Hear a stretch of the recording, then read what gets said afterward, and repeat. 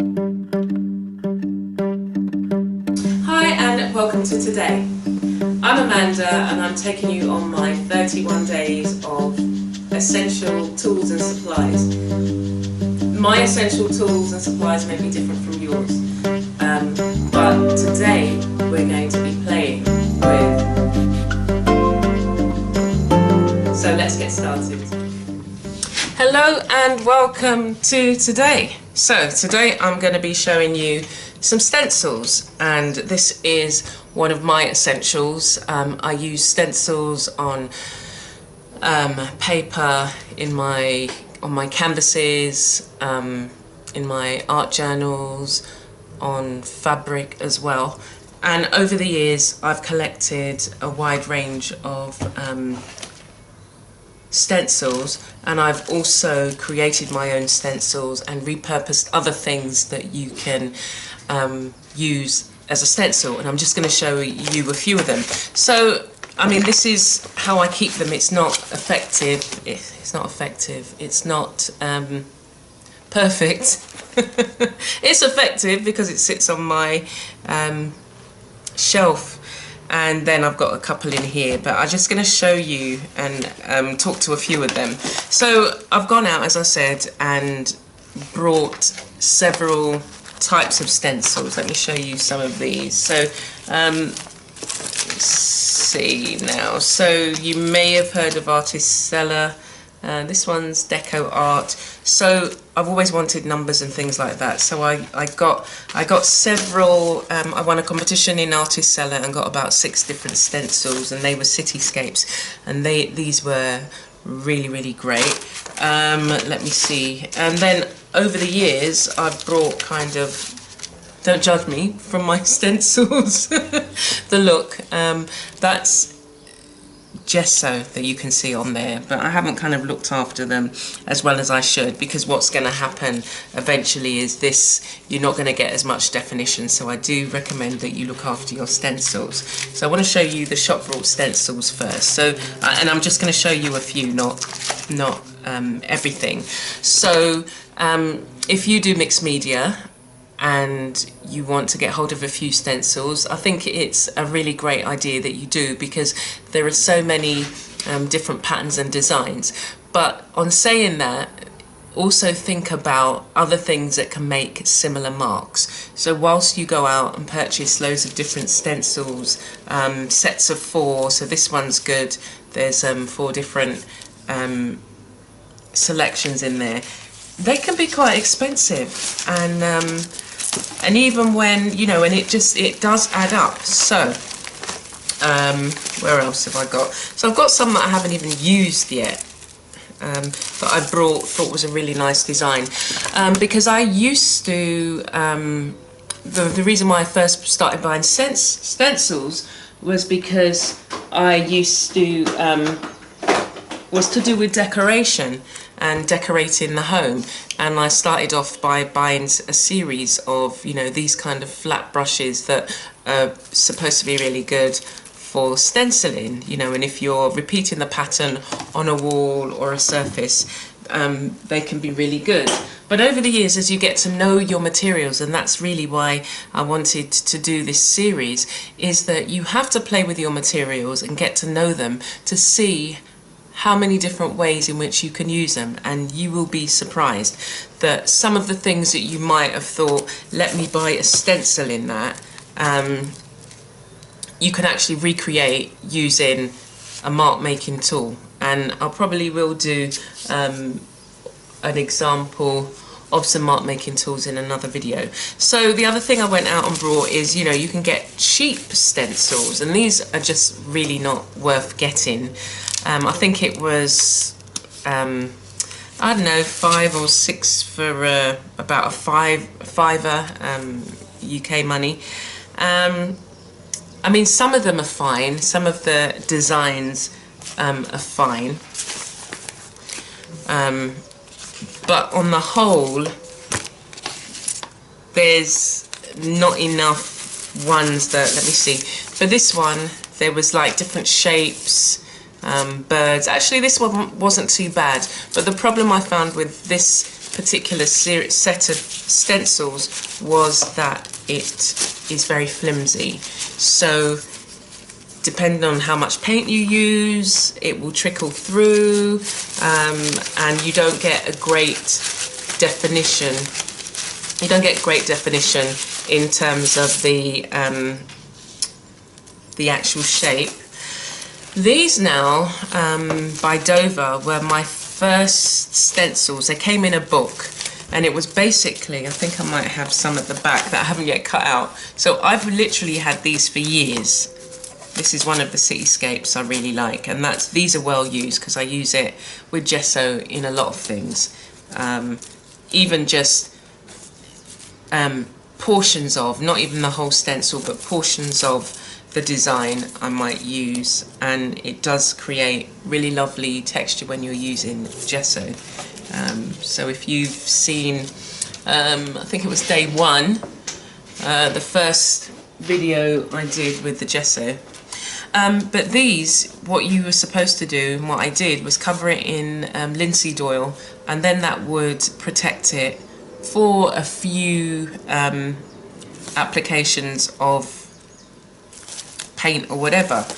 But I mean, I cut out my favourites, so I cut out some of them, like this one, but it got kind of tedious after a while. But again, you know, I cut out my favourites. Here's a really well used one, and it's kind of caked now, but because it's made of paper, it's difficult to, you know, it's not lifelong. So after a few applications, you will find, like, I've got stuff stuck here that I'm not going to be able to get off, or it will kind of, you know, affect the stencil itself. But again, it was worth getting because for the book, I can't even remember how much it cost, it might have been £10, but you got like over 20 pages of stencils, and they were, you know, some of them, there were multiples on the page. So, and you would get, like, it would give you the main design. So let's look at this one. It would give you 3 of the main design. It would give you like a repeatable pattern, and then it will give you elements that were made from that repeatable pattern. So that I did find good. It's just the cutting, having to cut it was just a bit long. So the other thing I wanted to show you is things like doilies. So doilies make the patterns that you can get in doilies. So looking at other things that you can utilize for the stencil effect. So we've got a doily there.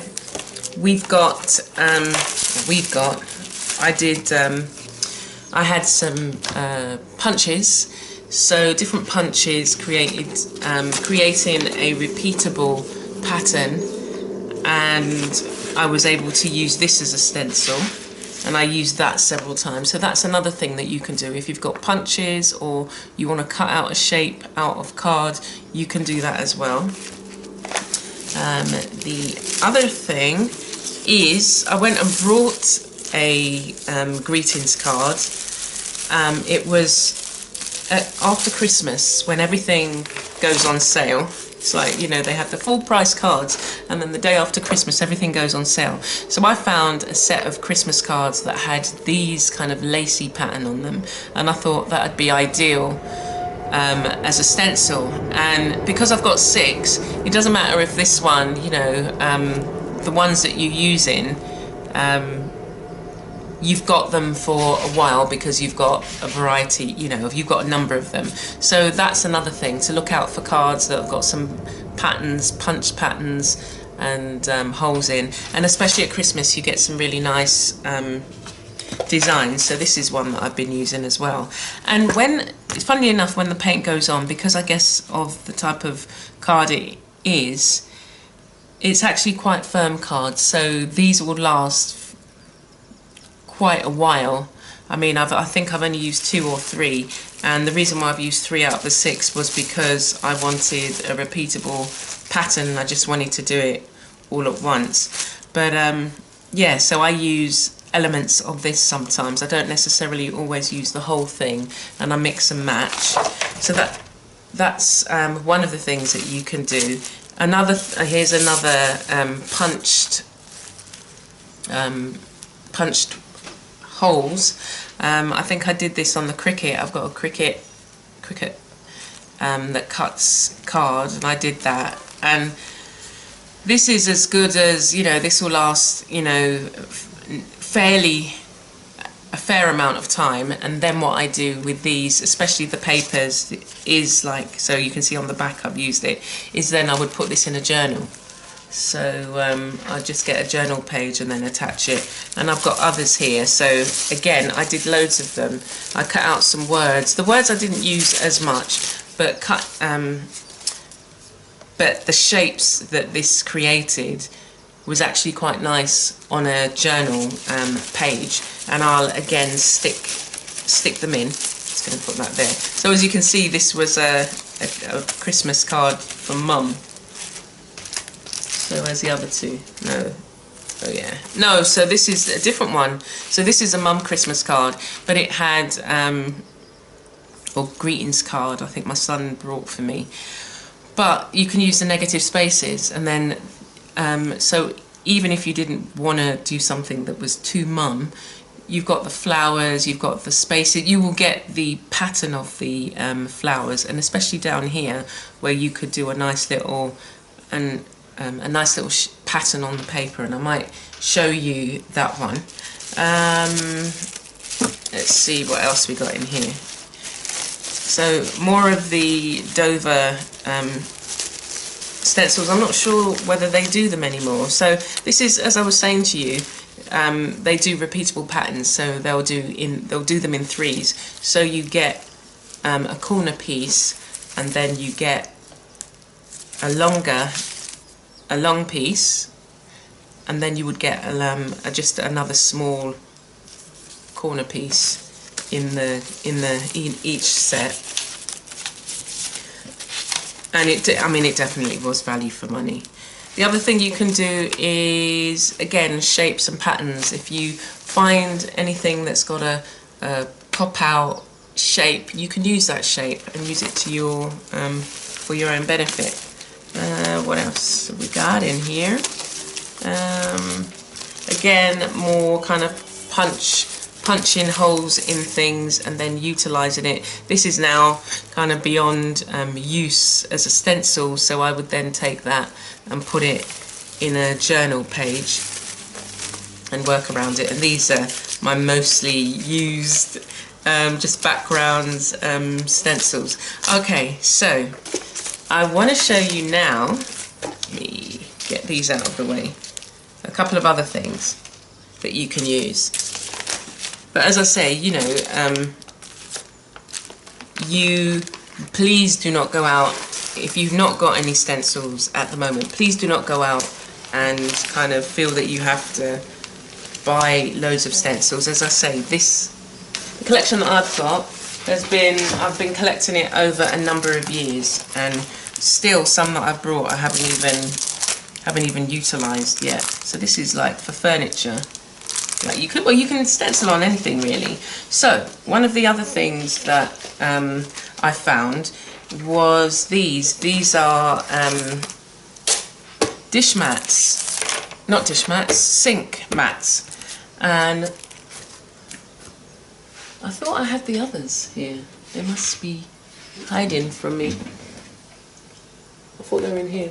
Anyway, so, well, you'll get the basic idea. So if you go into, you know, your dollar store, you will find they will sell these.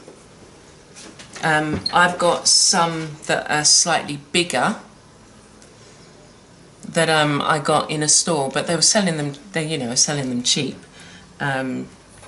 And you can use these as stencils. So this particular one doesn't work as well, but it depends on the brush. If you're trying to do a large image, this one, you have to,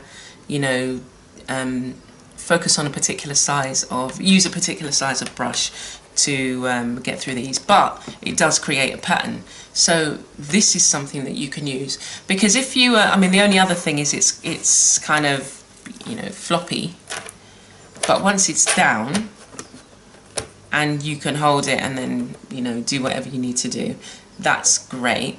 The other thing I wanted to show you are these. Now, I don't know whether you'd recognise these or not. These are those, it's the lids for the, you get it in, again, in like, you know, these reduced stores, the humidifiers, and mine, the one where I got mine, they came with these lids. And I looked at it and I thought, they look like, if I cut this off, they could be stencils. And so that's what I did. I was getting, because they were like £1, these were £1. So I would get a few. Where my mum moved into a new place and it was kind of like quite hot. So every now and again I would get, you know, another one of these and put it in the corners of the room just to kind of absorb the moisture. And as they finish, let me put it on the surface, I just got more and more, and I cut them out, and they make really great stencils. And so you know, you can have a series of patterns or just one or whatever, and I'll show you that one as well.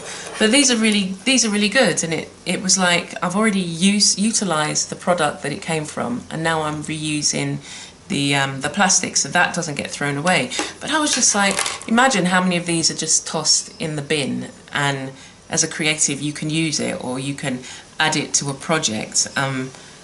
Or you don't even have to. The reason why I cut it out is because it doesn't actually sit flat in this, so the wastage was the plastic rim. But if I could have found a use for the plastic ring, I would have found a use for the plastic ring. Okay, so what I want to do is just quickly show you again how you can play. So I'm getting the journal that I'm playing with, and if you've seen the washi tape video, you would have seen how I use some of the washi tape. So even if your washi tape has lost its stickiness, you can still utilize it, so don't throw it away. And so what I would do is just apply some PVA glue, get them down. Once it's dried, go over it with gesso, and this is now ready to paint on. So we're working, for those of you, if you've just come to my channel and seen this video, I'm working in it's an old catalogue with for a degree course for a university, and I covered the front and I've just stuck some of the pages together, and this is what I've been showing you in terms of some of the examples of things that you can do. This is what I've been sharing in. And right, so one of the things, I'm just going to get some paint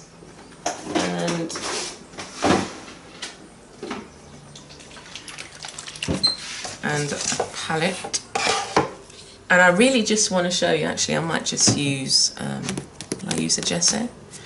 Yes, I do love the gesso.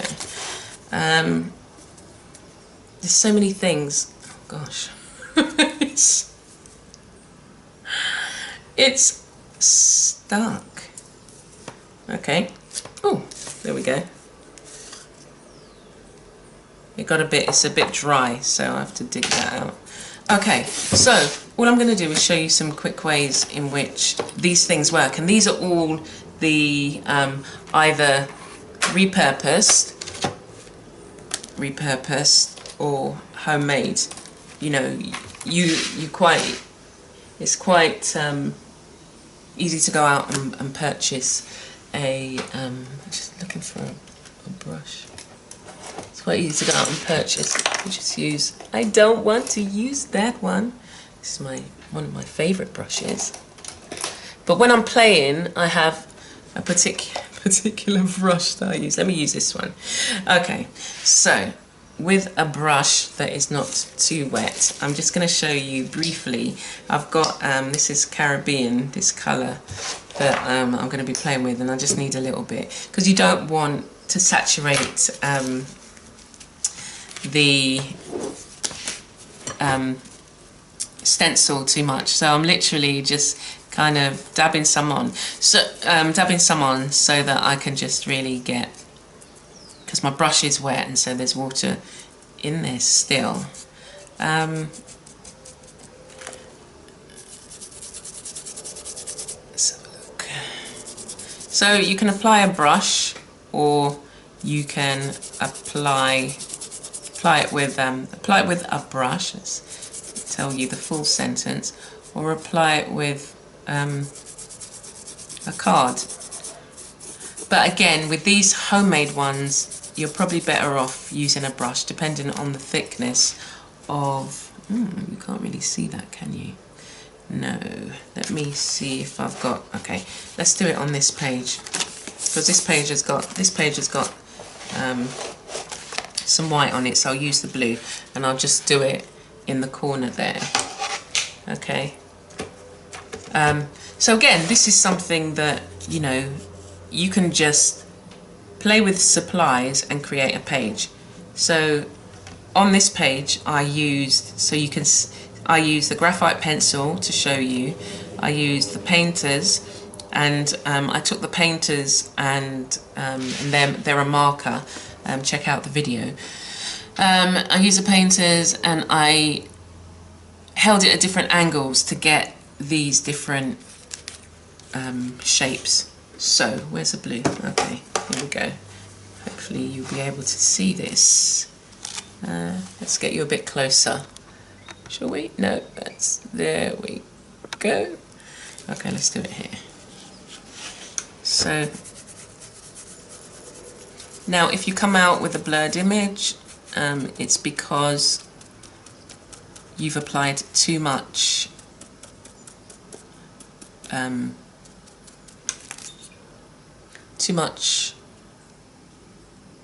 like this. I put too much on the brush, yeah, so it's not a clean image. If I take some of it off and just go back again and just try and, I'm just literally trying to dab. If I start dabbing now and just be a bit more careful, then you get a cleaner image. Okay, so let's look at, I'm gonna look at, see it's just a bit clearer here, more defined. You can see the shapes, but in there it's just like mess. But again, that's an effect that you can either keep, you can go with, or you can, like, if you're not happy with it, you know, you can blend it in like so. I've still got the one under here, and I can, if I want to, go in with maybe some gesso, and let's see if we can, I'm just going to dab it on. But all of these activities are great ways for you to unwind and relax and think. I mean, I do that with when I'm doing my backgrounds, you see. And so let's get a bit closer, move closer. So you can see I rubbed out the white that wasn't working, sorry, the blue that wasn't working because I'd applied too much paint, and then I went over it with the white gesso, and if you dab it you get a better effect. Okie dokie. Right, now let us try, we're going to try this one.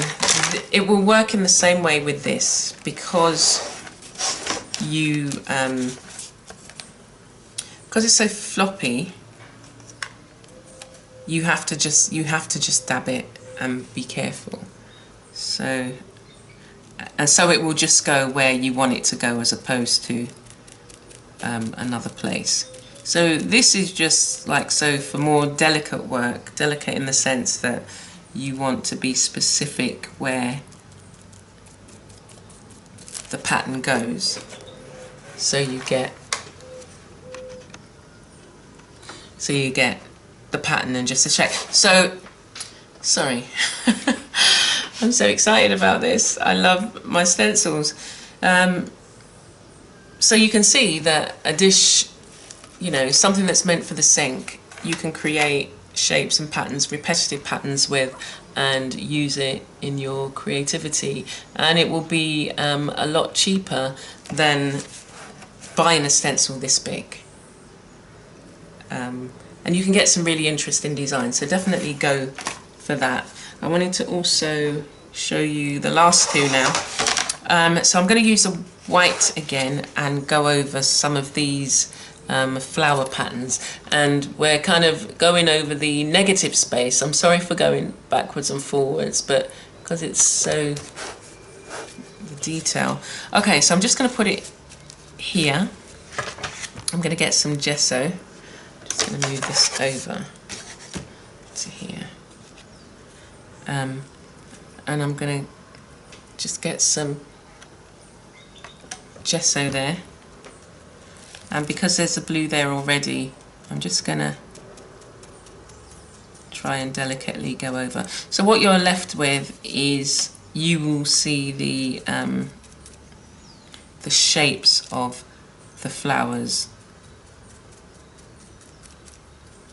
You won't see any detail, you just see the shape. Okay, let's have a look. Let's have a look. There you go. Again, you have to be so careful with the amount. Can you see? You have to be careful with the amount that you put on your brush. So probably more dry brushing than, especially when you're using these very fine kind of stencils. Okay, let's do the last one is this one, and I'm going to probably just use a different colour and another bright colour. Let's do red. Okay, I'm just going to put a little bit of red on my palette. What do I need red? Yeah, just put a touch there. And I'll show you the two ways. I'm just going to add a little bit of gesso. It's just made it a little bit paler. And I'm laying down the stencil there. So again, if you go like this with your brush, you're not going to get clean lines. So you have to dab. Dab it. You have to dab it. Okay, let's start dabbing.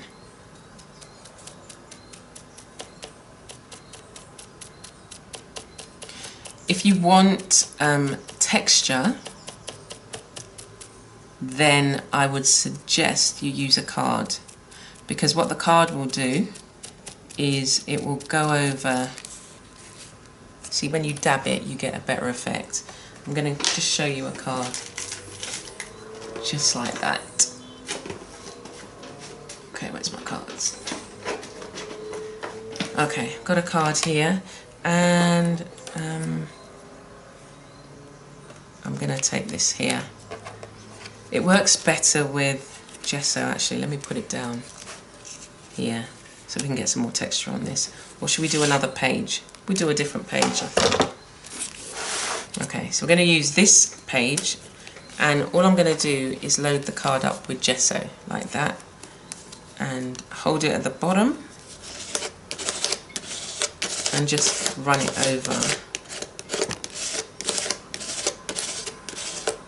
Like that. Now, again, what's happened? So what I've done, I haven't done this on paper, but what's happened is the gesso has settled. So dependent on the look you're going for, you need to put more gesso in there.